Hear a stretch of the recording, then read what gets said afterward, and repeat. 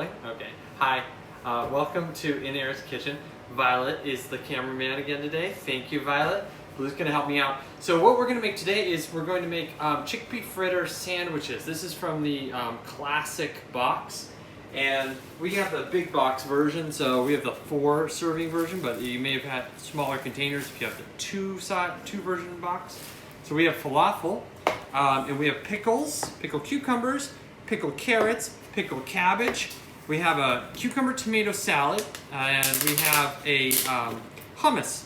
And these are the components we're going to use to make our chickpea fritter sandwiches. So we are going to, there we go, just get some of these open. First thing we're going to do is heat up the oven. So our oven is nice and hot right now. And we're going to use that oven to heat up the falafel balls. And we're going to use the oven to heat up the bread. So just get all of these containers ready.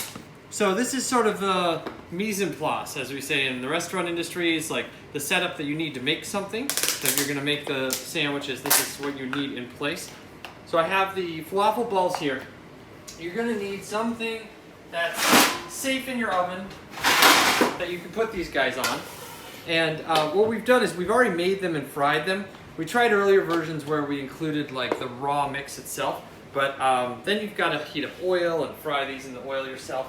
And you can try baking them, but they're not quite as yummy. So we fried these for you already, and now we're just going to warm them up in the oven. All right, and so some of the items we have are ready to eat the way they are. Some of the items we have are going to be heat and serve, and then some are going to require a little assembly, and some require a little cooking. But this one, I would say, requires a little assembly. Basically, everything we need is here for us, but we're going to need to put it all together. So we've got here pita bread, and there are 2 different ways that we can heat this pita bread up. So my favorite way to heat it up is on a gas flame. If you've got a flame or a grill running, this is an awesome way to have pita. If you don't have those things, the other way you can do it is you can heat the pita up in the oven.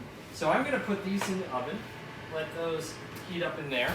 You could also put these in a toaster oven, that'll work fine too. I'm going to take the other pita here, and I'm going to do these with the flame method. So what I'm going to do is I'm just going to turn this on, and I'm going to put the pita around in a circle. And now I'm going to flip these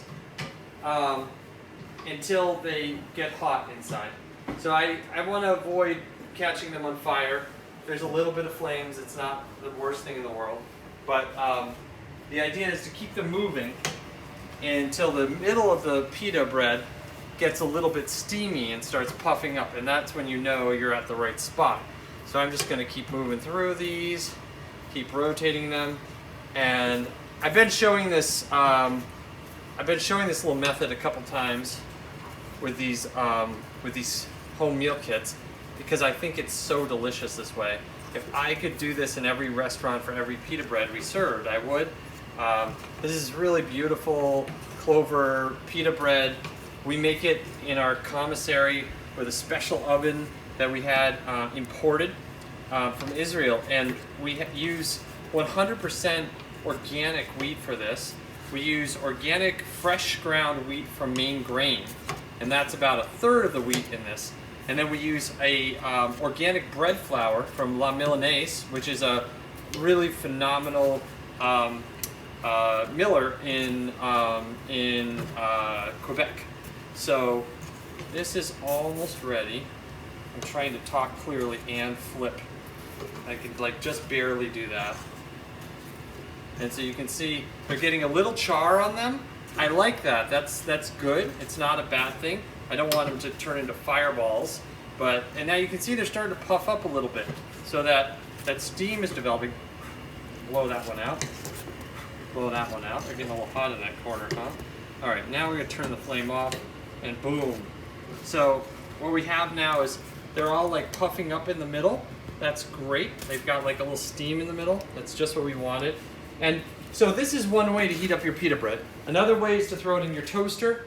And the other way is you can put it in your oven. I would not recommend the microwave. And if you want to eat the pita without heating it up, that's okay too. It's just not going to be as yummy. You want to grab a spatula, Blue? All right. So we're going to go ahead and make a falafel sandwich now.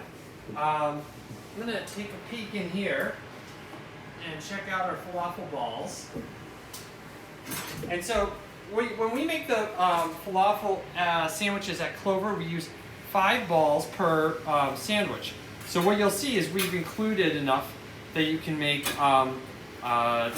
4 sandwiches. So this is the 4-person package. Now we have 5 people in my family, so I'm going to make a little adjustment and I'm going to go short on the falafel balls. We're going to put 4 in each. That way we can make 5 sandwiches. But if you're making these at home and you only have 4 people, go ahead and pack it all the way like we do at Clover.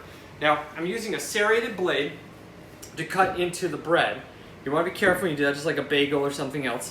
And that's going to open up your pita bread. And then we have this little trick. We cut it to that spot, right about there. And then you squeeze it, and it's like a smile. It opens up. You squeeze his cheeks, and it opens up and smiles at you. And now I'm going to take this beautiful Clover silky hummus, and this is the starting point for making this sandwich. Now, you guys should feel free to play around with whatever you want to do at home. Part of the excitement of like doing this stuff at home is you can do anything you want. But I'm just showing you how we make it at Clover. If you're pining for a Clover chickpea fritter sandwich and you want to try and get as close as possible to recreating that. Now in the restaurant we would use utensils for all these things, but I'm at home, so I've got clean hands. I just washed and I'm just going to use my hands to assemble this.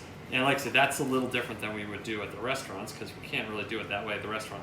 Now I'm going to put that Israeli salad on there, the cucumber tomato salad, and then I put the falafel balls on there. And now on top of the falafel balls, I'm going to put some pickled cabbage. I'm just going to try to squeeze out a little bit of that juice. I don't want too much of that juice in the sandwich. And now I'm going to put some pickled carrots. Same thing. I'm going to try and squeeze that out. I don't want too much of that in there. All right, there we go. And now if I were at Clover, oops, I'd be wrapping this up and making it nice and tidy for you that way. But I don't have a wrap obviously at home, so I've made that first one, and I'm going to go ahead and make a couple more now. So let's make ourselves another one. So I'm going ahead and cutting the inside of that, and now I'm just going to speed this up a little bit from what we did the first time. Get myself some pickles in there. Get myself a little bit of this cucumber tomato salad. I'm going to reach into my oven and grab myself 4 more of those falafel balls. And those are nice and hot now. I'm going to get some pickled cabbage. Make sure I get some of the juice out of that. Let me get some pickled carrots. Get some of the juice out of that. Put that in there. And now, there's one more thing to make this the sandwich that you might be missing. And that's the tahini sauce. And so we have a little jar of tahini sauce here. And so what I would do is I would drizzle this on the top of the sandwich. And there you go. We've got a chickpea fritter sandwich at home. I'm going to give this, but I haven't had a chickpea fritter sandwich now for months. So I'm really looking forward to this. Mmm. Really yummy. So, super, super yummy. So this setup is in the Clover Classics box, where we've included a lot of the favorites people have over the years. And it's a little bit messy, which is always the way it should be. I think a lot of food that's really delicious and memorable is a little bit messy. Really, really yummy. And you can, depending on what kind of situation you're in, you could do like a build your own. I think if this wasn't COVID period, that's probably what I'd be recommending for most people, is just have all this stuff out around a table and people can go ahead and build their own sandwiches the way they want. But right now, it might be better if they're already made for you. And let me take these falafels out of here. I think they're plenty hot now. And I'm gonna grab my pita breads there. Get those out of the oven as well. And then we're gonna serve this with, the box comes with a cauliflower pesto salad. This is one of my favorite salads. I really, really love this salad. And so we're gonna go ahead. This is the box for 4 people, so we've got 2 of these. And then we also got the salads add-on box.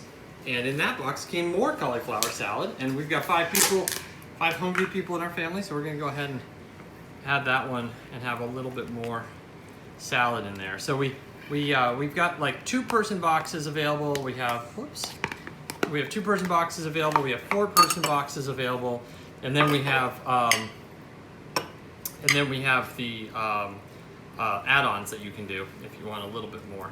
So this is a really beautiful cauliflower pesto salad. We've got the chickpea fritter sandwiches. I made up a little bit of ginger lemonade, and we're gonna go outside and have a yummy little meal. Thanks, everybody.